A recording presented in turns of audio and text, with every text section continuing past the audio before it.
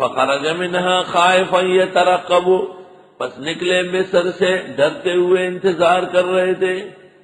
قال رب نجنی من القوم الظالمین، فرمایا پروردگار بچا مجھ کو ظالم لوگوں سے۔ بس موسیٰ علیہ السلام مصر سے روانہ ہو گئے۔ اب کوئی پروگرام تو تھا ہی نہیں، بس قدرتی طور پر ایک سمت کو پکڑا، چلتے چلتے اس سمت پہ مدین واقع تھا جس میں شعیب پیغمبر آباد تھے۔ ولما توجہ، جس وقت روانہ ہوئے، تلقاء مدینہ، مدین کی طرف، یہ مدینہ منورہ اور مصر کے درمیان میں ہے، اور یہاں جنگلات اور بڑے بڑے باغات و سرسبزے اور کھیتیاں لہلہاتی ہوئی، اور اس کے درمیان میں وہ قوم تھی اصحاب مدین، جن کے لیے حضرت شعیب مبعوث ہوئے تھے۔ قال عسى ربی ان یہدینی سواء السبیل، فرمایا امید ہے کہ رب مجھے رہنمائی فرمائے سیدھے راستے کی۔ حضرت نے دعا فرمائی، مدین پہنچ گئے۔ پیدل کا راستہ تھا، جب مصر کے حدود ختم ہو گئے اور ایک چھوٹا سا ملک اور آیا اور ایک اور آیا، اور اس کے بعد مدین شروع ہوا۔ وَلَمَّا وَرَدَ مَاءَ مَدْيَنَ، جس وقت حضرت تشریف لے آئے مدین کے گھاٹ پر، پانی پر، گھاٹ پر، وجد علیہ امۃ من الناس یسقون، حضرت نے پایا وہاں پر ایک گروہ لوگوں کا کہ بھیڑ بکریوں کو پانی پلا رہا تھا۔ یسقون، پانی پلا رہا تھا۔ لوگ جمع ہیں، بڑے بڑے ریوڑ چرواہوں کے رکے ہوئے ہیں، اور ایک کنواں ہے اور اس پر ایک بہت بڑا ڈرم بندھا ہوا ہے۔ 10-15 آدمی اس کو نیچے اتار کے نکالتے ہیں اور پھر باہر ڈالتے ہیں، اور پھر بھیڑ بکری آ کے پانی پیتی ہے۔ وَوَجَدَ مِن دُونِهِمْ امْرَأَتَيْنِ تَذُودَانِ، اور پایا حضرت نے ان کے علاوہ 2 عورتیں جو بھیڑ بکریوں کو روک رہی تھی۔ تذودان مانا تمنعان۔ حضرت موسیٰ نے دیکھا کہ ریوڑوں کے پیچھے 2 جوان لڑکیاں ہیں پردے میں، اور وہ لکڑیاں لے کے اپنے اپنے بھیڑ بکریوں کو روکی ہوئی۔ بھیڑ بکریوں کو پیاس لگی ہے، وہ پانی کے لیے آ رہی ہے، لیکن پانی لوگ نکالنا ہے، ان کا نمبر نہیں ہے۔ قال ما خطبکما، حضرت نے فرمایا تم دونوں کیوں آئی ہو؟ قالتا لا نسقی، کہنے لگی ہم نہیں پلا سکتے، حتی یصدر الرعاء، یہاں تک کہ واپس ہو جائے یہ چرواہے۔ ان بیویوں نے کہا کہ ہم خود پانی نکال نہیں سکتے، اور یہ چرواہے اپنے بھیڑ بکریوں کو پلا کے جب چلے جائے اور وہ بچا کچا پانی ہوگا تو پھر ہماری بھیڑ بکریوں کو نمبر ملے گا۔ ہم عورتیں ہیں اور ڈول نکال نہیں سکتے، نہ ہمارے پاس کوئی طاقت و توانائی ہے، تو بھئی عورت کی حیثیت سے آپ خود کیوں کام کرنے آئی؟ وَأَبُونَا شَيْخٌ کبیر، اور ہمارے والد صاحب بہت زیادہ بوڑھے ہو چکے ہیں، اور کوئی بھائی اور خادم کام کرنے کے لیے ہے نہیں، ضرورت کے لیے جو بھیڑ بکریاں پالی ہے۔ تو جب گھر میں کوئی مرد کام کا نہ ہو اور سب بیمار اور بوڑھے ہو تو عورت ضرورت کے لیے باہر نکل سکتی ہے۔ ان شرائع کے اندر بھی بغیر کسی وجہ کے خاتون کے باہر نکلنے پر پابندی تھی۔ ہمارے والد صاحب بہت بوڑھے ہیں، عذر کر لیا۔ حضرت موسیٰ نے یہ بات سنی، آپ کا دل بھر آیا، کیونکہ انبیاء بااخلاق و باکردار ہوتے ہیں۔ تو ایک بزرگ کی بیٹیاں، جوان لڑکیاں، اس مجبوری میں بھیڑ بکریوں کو لکڑیاں لے کر پردے کے ساتھ روکی ہوئی، آپ تشریف لائے اور ان چرواہوں کو ادھر اور ادھر کر دیا، ہٹو یہاں سے، اور وہ جو ڈرم تھا وہ اکیلے نیچے اتارا۔ یہ دونوں بیویاں دیکھ رہی ہے کہ یہ تو 10-10 12-12 چرواہے اتارتے ہیں، اور موسیٰ علیہ السلام نے اکیلے نیچے اتارا۔ جب وہ بھر گیا تو اس کو کھینچ لیا۔ وہ تو خوب مشق کر چکے تھے اور پیغمبر تھے مستقبل کے، اور خوب وہاں شاہی تربیت پا چکے تھے۔ قدیم زمانے میں جو اچھے پل جاتے تھے وہ زبردست پہلوان ہوتے تھے۔ فسقا لہما، پس حضرت نے سیراب کیا ان دونوں عورتوں کے لیے بھیڑ بکریاں. جب بھیڑ بکریاں پانی پی کے سیراب ہو گئی اور گھروں کی طرف روانہ ہو گئی تو ثم تولا، پھر حضرت چلے گئے الی الظل، درخت کے چھاؤ کی طرف. فقال، اور فرمایا، رب انی لما انزلت الی من خیر فقیر، اے پروردگار جو آپ دیتے ہیں مجھے بھلا میں محتاج ہوں.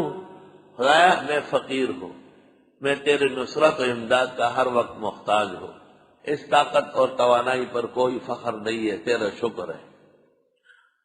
مفسرین لکھتے ہیں یہ کلمہ مؤثر ہے اس زواج میں، جو بغیر اسباب اور وسیلے کے ہو اور صبح و شام پڑھے رب انی لما انزلت الی من خیر فقیر، اللہ تعالیٰ بڑی سیٹانی سے اس کی شادی کر دے.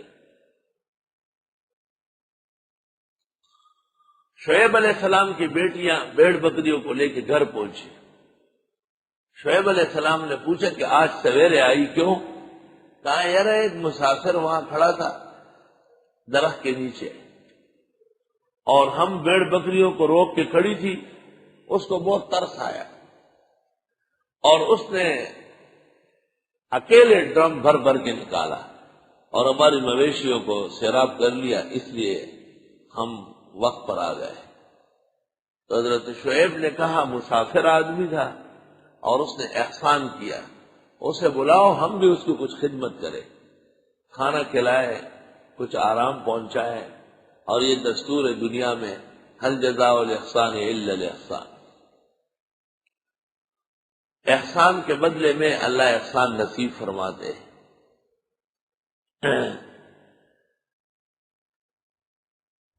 اللہ اکبر. ہمارے ہاں اٹک کے پاس میلہ لگتا ہے سالانہ، بس سیدھے ویدھے دکانیں لگتی ہے اور ہر طرف سے لوگ آ کے اس میں شرکت کرتے ہیں. اس کو بادرو کا میلہ کہتے ہیں. بادرو، برسات کے بعد ایک مہینے ہوتے ہیں، اس کو بادو کہتے ہیں. اور بہت کسی زمانے میں پورا ملک اس میں آتا تھا.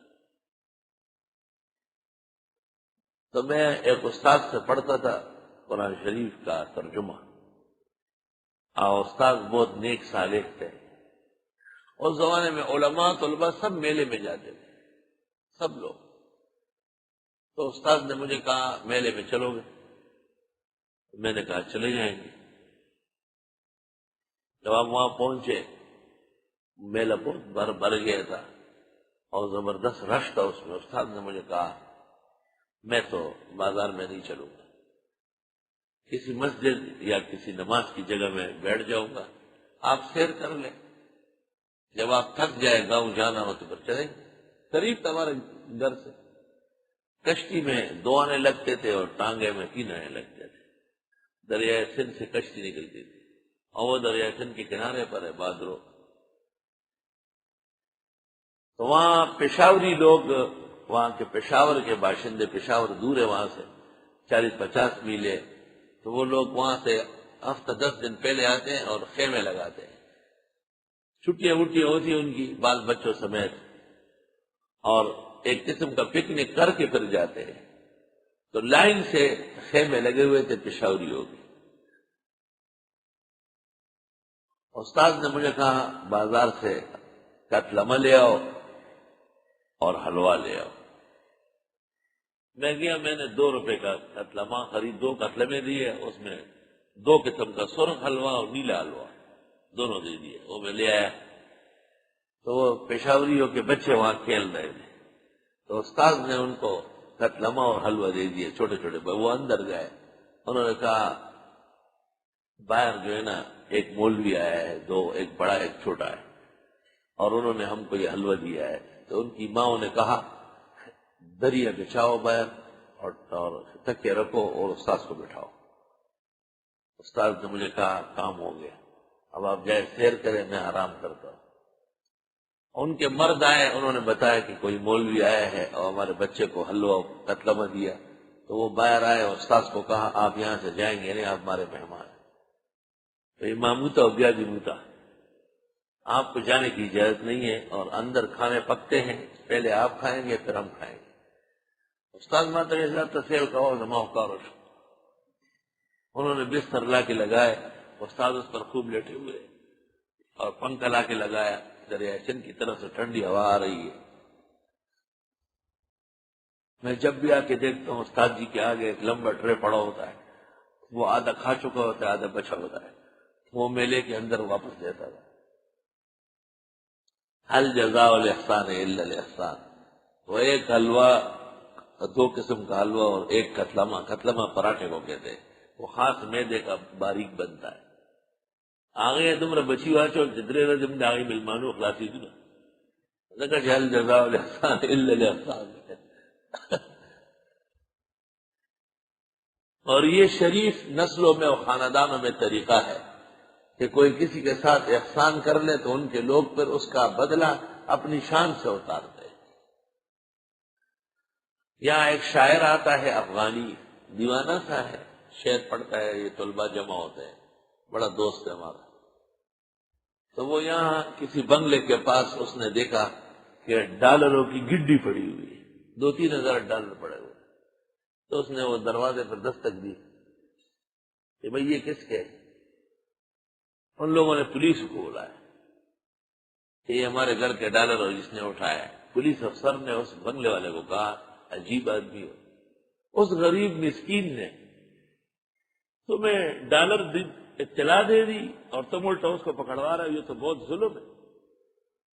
تو ان کو رحم آیا اور انہوں نے کہا ٹھیک ہے، اب سال بھر سے ان کے گھر سے پورا راشن جاتا ہے، چاول کی بوریاں، دالوں کی، آٹے کی، گھی کے ٹین اور ہر قسم کے۔